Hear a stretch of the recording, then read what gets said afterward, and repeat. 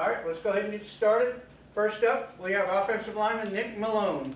Questions for Nick, Greg? Nick, so evaluate the offensive line so far. First game, second game, what'd you think of each performance separately or together or whatever?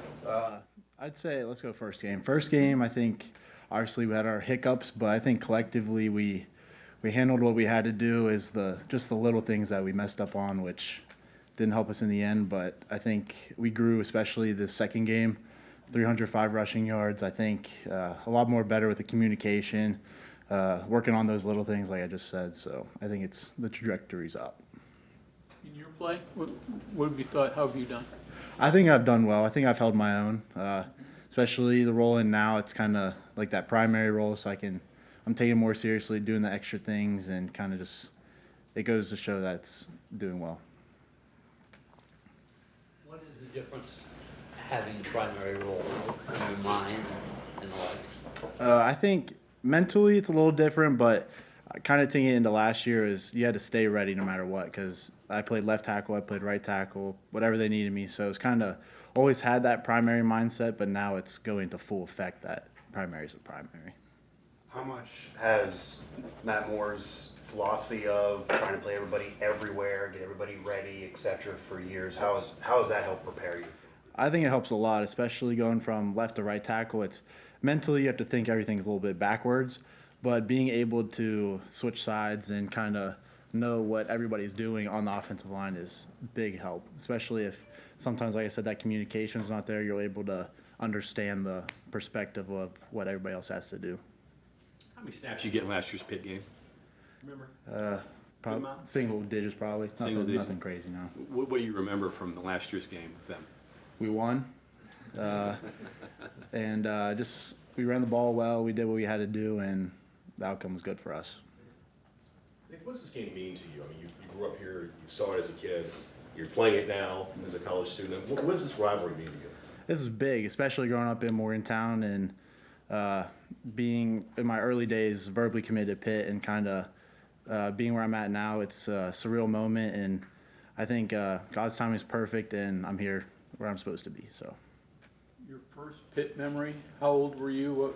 Do you remember going to a Pitt, West Virginia game when you were 6, 5, 4? Yeah, that was a little blurry. I was probably out on the field playing tackle football, so I probably wasn't doing too much then.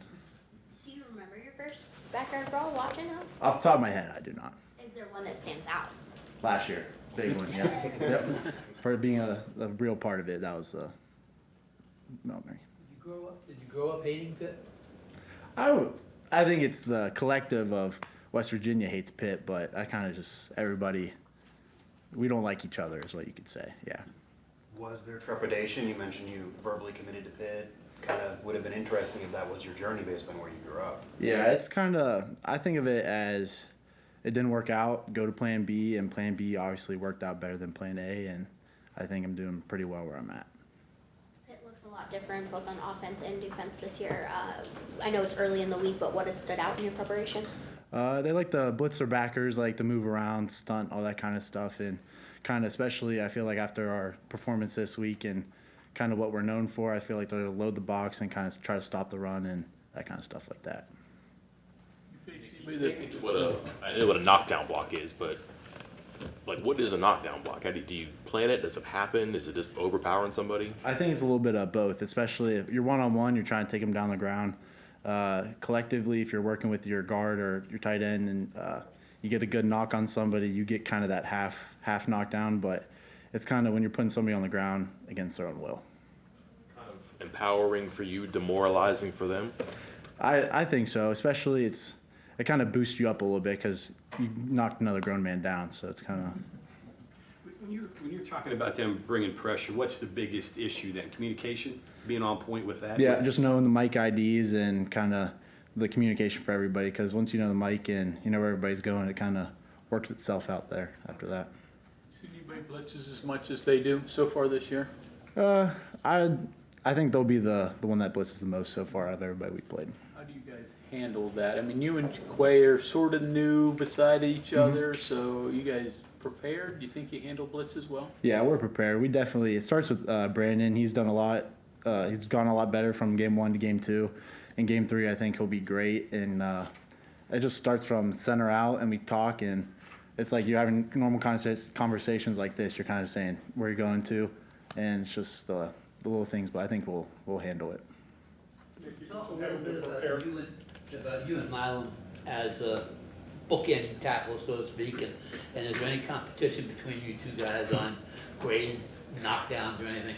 Wyatt and I, we're best friends. We definitely try to get each other better, and there's always definitely a little push and shove. Kind of, I try to poke him, he tries to poke me, and kind of go back and forth to see who does the best. Have you learned from him? Yeah, he's taught me a lot. Is there a different energy in the locker room and at practice during Backyard Brawl Week? You could say it's a little elevated, but we kind of try to keep it. We say, especially in the O-line, try to keep it consistent because you don't want to try to ride the high or go too low. So it's kind of just even out. Is this the week that's hardest to kind of block out the outside noise? I mean, is everybody texting you and that kind of stuff? No, I'd say everybody's kind of. It's the beginning of the week, so I haven't got too many texts yet. But I'd say kind of just like I said, keep it consistent because you can't let outside noise kind of affect and burst out. So it's kind of stay low. As an offensive line unit, do you expect to hear from Zach Frazier this week? Oh yeah, we'll see him around. That's for sure. You doing anything different this week? Because unlike, say, Pitt with their schedule so far, you've had a lot of hype going into the Penn State game. That game didn't obviously go well. Are you trying to do anything different? Are you trying to learn from that? I think it's just learning from that because, like you said, there wasn't too much film on them, but now Pitt's played their games and we have a lot more film to kind of study, know their tendencies, kind of what they're doing, and I think we'll be a lot more prepared than week 1. When you're home kicking back or you know, at a bar kicking back or watching a football game, how do you watch it? How does an offensive lineman watch a football game? Do you follow the ball? I watch the O-line, especially like Sundays if you get a chance. Like we get to go to NFL games. I'm watching where the center's pointing, so I'm like, oh, I know where the mic's at. Kind of, if it's gonna be a run play, pass play, kind of just you start the O-line and then work to the big plays on the Do you outside. learn from that? I mean, or do you get enjoyment from it? I'd say you definitely learn because we watch a lot of NFL tape as well compared to college, but you kind of see the best of the best doing their best, and you learn from that. Nick, you mentioned preparing when you're in a backup role at multiple positions. As a starter, you know, and you're probably going to be at one spot for most of the game. Does that change the way you watch film and prepare? Are you more focused on, hey, who's going to be across from you? Or are you still looking at others a little bit? I'd say looking at others because most of the time, most teams, they have a field and boundary, so you're kind of flipping between who you're going against. So you're kind of watching. So I'll watch who Wyatt's going against, and then I'll watch who I go against because they kind of switch. So it's a little bit of both worlds. I think it was you, Matt Moore said in a practice you might lose 12, 14 pounds. Mm-hmm. All right, usually the other way, he'll have a hard time gaining weight and losing it. How do you, it was hard to get to 300 pounds, I'm guessing, right? Yeah. How do you manage the ups and downs and stay up and not get too down? And Yeah, it's a lot of drinking, drinking water, a lot of shakes, and a lot of eating. Especially when you have to eat every 2 hours. Every 2 to 3 hours, you're doing something. So, especially before you go to sleep, that's the prime time to eat stuff. So are you different after a practice than maybe Wyatt is or someone else in the offensive line? Like, Oh yeah, I'd say I'd definitely lose the most and have to gain it back. But we're kind of, especially now it's cool out. You don't lose as much weight, but I'd say I definitely lose the most. One of your teammates mentioned Haley and Bailey and helping them learn how to eat the plan together. The first time you saw their plan for your weight maintenance, was it the volume of food? Was it what's on it? What struck you about it? I think it was the volume because, like I said, I'm drinking 2 to 3 shakes every 2-3 hours, kind of just trying to maintain it, get up, and they definitely helped me a lot. Haley and Bailey have done a lot to help me to where I'm at today. What's your go-to shake to drink, and then what's your favorite meal to eat to try to get that weight back up? A chocolate Gatorade shake, at least 2 to 3 of those. Yep, and then I already know we're off that, ready to go, and then some steak and potatoes. Yep, and some greens too to help Haley and Bailey out. How long before we see you on television? How Say long it. before we see you on television doing ads for that? Hey, I'm here when they need me. To the Wyatt Milam end, he had cramping in the Penn State game, didn't come back in the second half.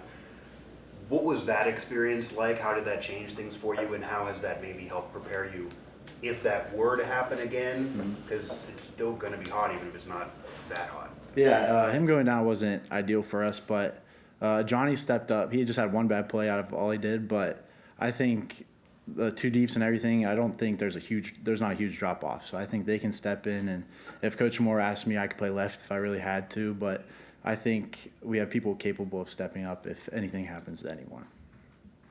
You mentioned those young guys. You've seen growth with, Johnny, Xavier, Nick Gray, all those guys. What's their growth been like? Yeah, Johnny and I'll start tackles. Johnny and Xavier, they've done really well, especially Johnny and X. They because we're with them every day, kind of doing tackle stuff. But Johnny's game ready, X's game ready, and then going inside, Landon. I think if Brandon ever had to go down, Landon wouldn't miss communication. He'd be able to step right in. And then left guard, Sully, he's able to step in. He's a big body. He's done it before. And then Nick Gray and Bryce Biggs at the right guard. I think we wouldn't have a drop off there either. So they've done really well. Are you able to talk to some of those guys too, just how you developed over your career and the time it took you to where you are now? That's why I tell them, especially Johnny, when he had to come in for the Penn State game, I said, you've trained, we've done, like I had to last year, you had to stay ready. He didn't know he was going to get in. He had to step up, and kind of he knew his role and kind of what I had to do, and he did his job. You and Preston ever compare notes on how your paths have been almost identical? Do you talk about that much? We don't talk about much, but we kind of just, like, we look at each other and we're just like, we just have that look. We just look at each other. We know. Every time he comes off from the punt returns, dap him up, we know. I just tell him, good job and everything. Last time you were at Evansville Tiger game? Oh, yeah, that was back in the day. Tigers, shout out Tigers. Okay, thanks. Appreciate it.